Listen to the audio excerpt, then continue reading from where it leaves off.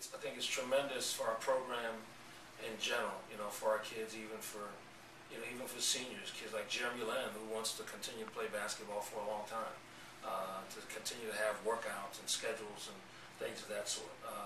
For our younger guys, I think it's a tremendous opportunity for them to see that this is where they want to be throughout their whole careers, to be practicing and playing at this time of the year. And if you are, you're one of the teams around the country that's been thought of as having a sensational year and deserving of being in postseason.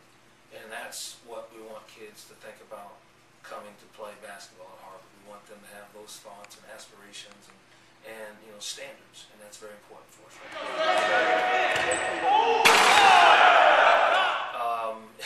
But what happens once you find out, we're here late, staff goes to work with, securing videos and DVDs of Appalachian State. Staff goes to work with the travel arrangements. I mean, it's been a round-the-clock kind of ordeal here since we found out late yesterday evening up till this point of trying to, we leave tomorrow. And so we didn't know if we were going to play on Tuesday or Wednesday if you get in these tournaments. And so we could have left today and played tomorrow, but now we're leaving tomorrow and play on Wednesday. But learning about their team, looking at the schedule, who they played, making some calls and people that in the business that may have coached against their team or prepared for their team. So you're just trying to gather information and watching film, and I'll do that all evening now for me to see at least probably 3 of their games here before we leave out. It's a monumental step. It's been quite some time since we've had the luxury of continue to play this time of the year, and so for us to have practices and our kids to be around and giving up spring break, and I know you guys can attest to that.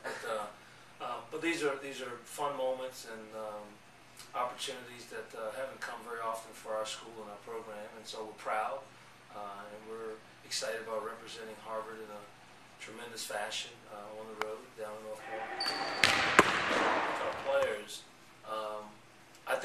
I like that. I think because this time of the year, everything is about brackets, and if you're in the tournament and having been in it as a player and coached in it, for a number of years now, you're always worried about your players. Like everybody else around the country, this is what people have their brackets and they're filling them out, and everybody's got opinions and turn on TVs and why this team is going to advance, or this can be an upset, upset alert, or everybody gets so caught up in the advancing or upsets, and you kind of forget what's right in front of you. So for this particular tournament, I'm thrilled that we have no idea. They don't know. We don't know. No one knows about what's going to happen. Only thing that's important is Appalachian State. So we can't think about well, if this team wins that and we win this, and well, we can meet up there, and forget about it. It's not even a part of the dialogue or conversation because it doesn't exist yet. So I think that's a very, very good thing. And I mentioned to our kids that that's what happens a lot with teams, that they start thinking about who's going to win that bracket, and we're going to meet up with this team at this particular point, and something happens that invariably none of that ever gets to the point where you thought it would be. And that's the way bracket play and tournament play usually.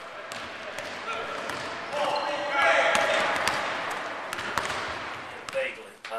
But I know Buzz, and very fond of him. I mean, he's a wonderful guy, and you're not going to find anybody, if you ever talk to, no matter where you go, that that won't say good things about Buzz Peterson. I mean, he's that kind of a person.